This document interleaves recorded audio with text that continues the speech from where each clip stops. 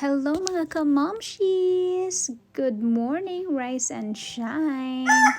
Ganito pala kami every morning. We spend time with our little one. Kailea is here beside mommy. Medyo maganda yung tulog niya kagabi. Nakapag-nap kasi siya ng about around 5 p.m. And then, natulog siya ng mga 8 siguro. 8 or 7:30.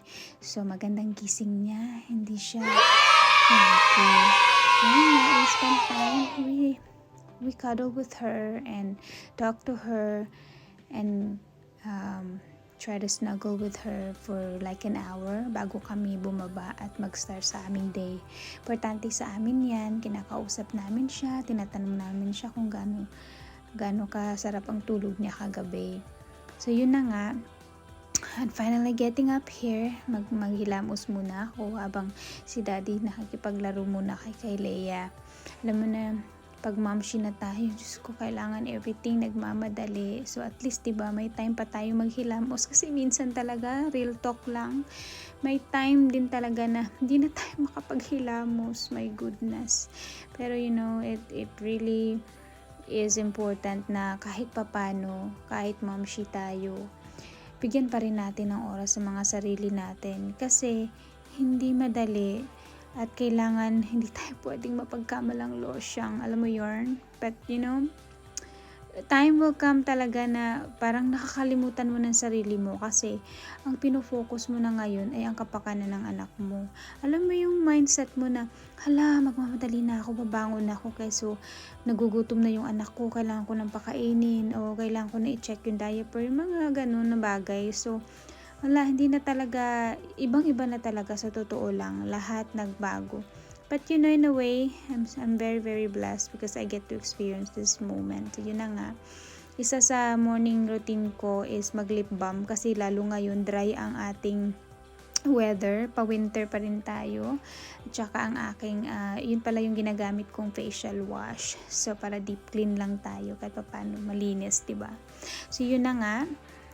Matatapos na ako dito at check ko nga pala yung labas kasi alam mo yun, I know it's been raining the whole night.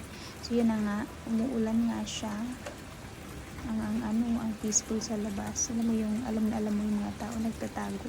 Bakit kaya ganun, no? Nagiging tamad tayo pag ulan. Tsaka ang sarap matulog. Actually, late kaming gumising today kasi ang sarap matulog. At ayan, bumaba na nga kami at nang bumaba kami, nandyan na pala si daddy, nauna na siya. Sinimulan niya nang i-prepare yung breakfast ni Kailea. So Kailea will have a infant cereal. May flavor yan, di ko sure kung banana flavor ba yung, I think green peas at saka carrot flavor para to today ang kakainin ni Kailea for breakfast. At nilalagyan din niya nilalagyan niya ni daddy ng banana. Minimix niya konti ng banana para fresh pa rin siya.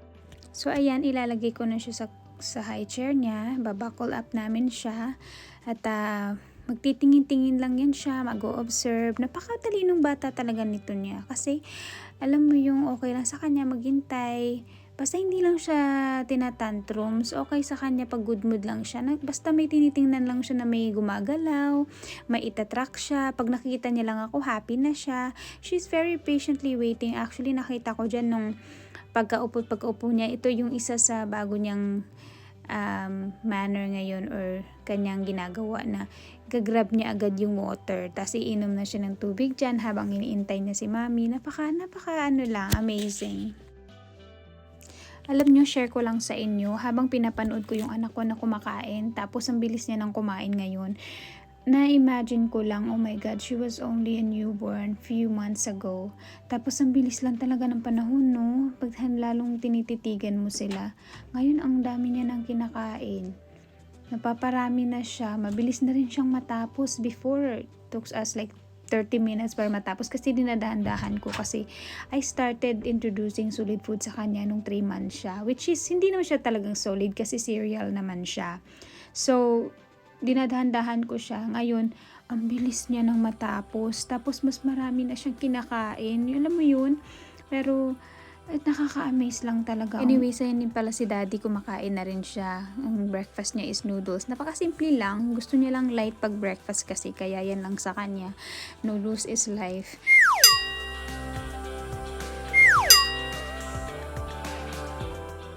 Few minutes. So, ako naman ang mag-asikaso sa sarili ko.